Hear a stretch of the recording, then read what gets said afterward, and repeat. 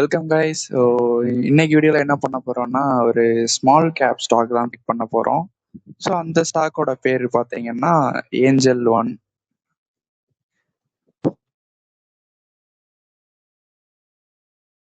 Okay, angel one இது வந்து ஒரு ஸ்மால் கேப் ஸ்டாக் தான். ஸோ ஸ்மால் கேப்லேயே பை பண்ணிடலாம். குவான்டிட்டிஸ் பார்த்தீங்கன்னா 11 குவான்டிட்டிஸ். ஸோ நியர்லி 28,500 rupees வருது. ஸோ இப்போ கரண்டாக எவ்வளோ ட்ரேட் ஆகிட்டு இருக்குன்னு பார்த்தீங்கன்னா 2590 நம்ம பை பண்ண போகிறோம். ஓகே, ஸோ ஸ்மால் கேப்ல Angel one 11 quantities. So buy பண்ணியாச்சு ஏஞ்சல் ஒன் ஸ்மால் கேப்ல 11 குவான்டிட்டிஸ். ஓகேங்களா? ஓகே, ஸோ இது டோட்டல் ஒர்த்து பார்த்தீங்கன்னா 28,500 nearly.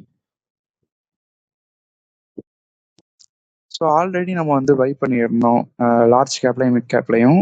So last Thursday buy பண்ணியிருந்தோம். ஸோ அது எப்படி க்ளோஸ் ஆயிருக்குன்றதையும் செக் பண்ணிடலாம். ஸோ ஃபர்ஸ்ட் மிட் கேப்ல அஸ்ட்ரல் பை பண்ணியிருந்தோம். அஸ்ட்ரல் வந்து எவ்வளோ க்ளோஸ் ஆயிருக்குன்னா நியர்லி 300 rupees ப்ராஃபிட்ல க்ளோஸ் ஆயிருக்கு, நியர்லி 1%. ஓகேங்களா? ஸோ இது வந்து மிட் கேப்பு. இது ஆக்சுவலாக தேர்ஸ்டே பை பண்ணியிருந்தோம். இது வந்து ஃப்ரைடேவோட சேஞ்ச். ஓகே, ஸோ லார்ஜ் கேப்லையும் செக் பண்ணிடலாம். லார்ஜ் கேப்ல வந்து பாரத் எலக்ட்ரானிக்ஸ் பை பண்ணியிருந்தோம். ஸோ அதோட ரிசல்ட் பார்த்தீங்கன்னா ஒரு 500 rupees வந்து ப்ராஃபிட் புக் ஆயிருக்கு. So nearly 1.5%.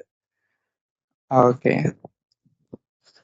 ஸோ இன்னைக்கு வீடியோவில் அதுதான். ஸோ ஸ்மால் கேப்பை பிக் பண்ணியாச்சு. ஸோ நெக்ஸ்ட் ஃபர்தராக இது எப்படி பர்ஃபார்ம் பண்ணுது, அடுத்தடுத்த ஸ்டாக்கை பிக் பண்ணலாம். Okay okay guys, so video பிடிச்சிருந்துச்சுன்னா லைக் அண்ட் சப்ஸ்கிரைப் பண்ணிக்கோங்க. ஸோ பாய், நெக்ஸ்ட் வீடியோவில் பார்க்கலாம்.